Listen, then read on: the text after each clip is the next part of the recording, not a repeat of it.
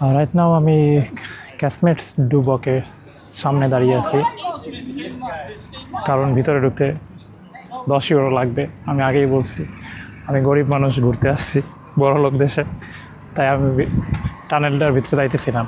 মূলত টানেলটা তৈরি হয়েছে, টানেলের কথা পরে বলতেছি, যে ছোটো ছোটো ট্রাম, টয় ট্রামের মতো, এগুলো এখানে রাইড দেয়, অনেক সুন্দর। ভিডিও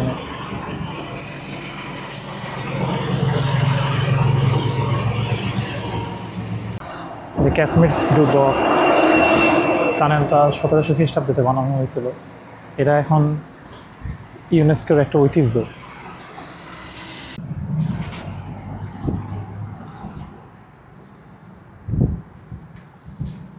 আমার যতটুকু সম্ভব বাইরে থেকে আমি ক্যাপচার করতেছি।